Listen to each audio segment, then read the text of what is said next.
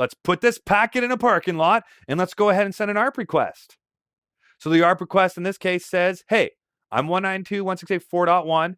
I am looking for the MAC address of 192.168.4.2. If you are 192.168.4.2, give me your MAC address.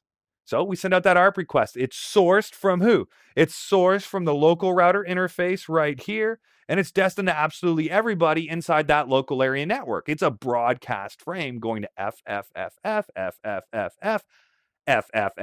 So the broadcast address. PC2 eventually receives that ARP request, sends back an ARP reply. The ARP reply is unicasted back, so we can see here the source MAC is that of our PC, and the destination MAC is that of our router interface right here.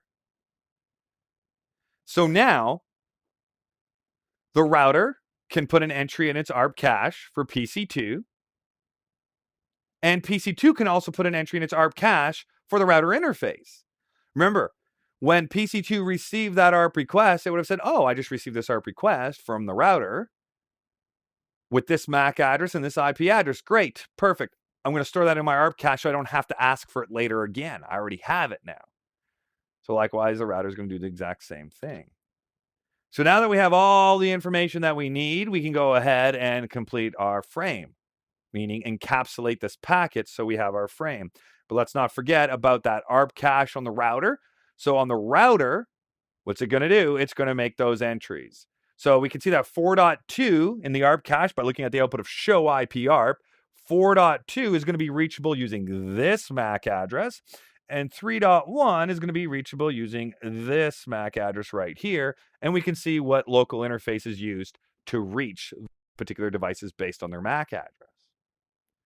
So now that we have absolutely everything that we need to encapsulate that packet, let's go ahead and encapsulate it. And this is now what the frame looks like as we send it out to PC2 out gigabit 0/1. So the source of the packet has not changed yet. This is still PC1. What about the destination? It's still PC2. So nothing has changed in the packet. The router has not modified the packet in transit.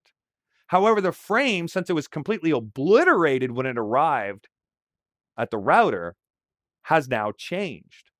The frame now has a source of what? The router's interface here.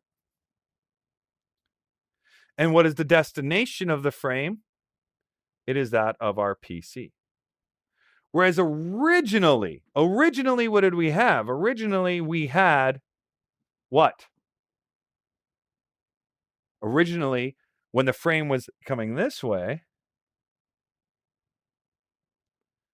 the source of the frame was PC1, and the destination of the frame was the router's local interface of gigabit 0/0. That's right.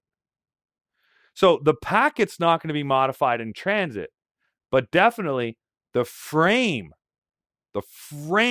can be modified in transit, and it will be every time a router touches it, because the router is going to obliterate that frame header when it arrives, analyze the packet, and then have to rebuild the frame as the packet has to be sent out another interface.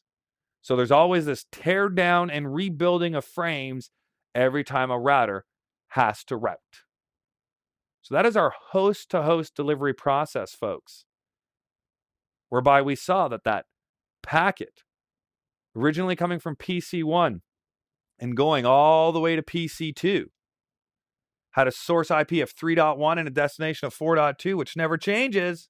But after that, always remember that this information is going to change on a local area network by local area network basis.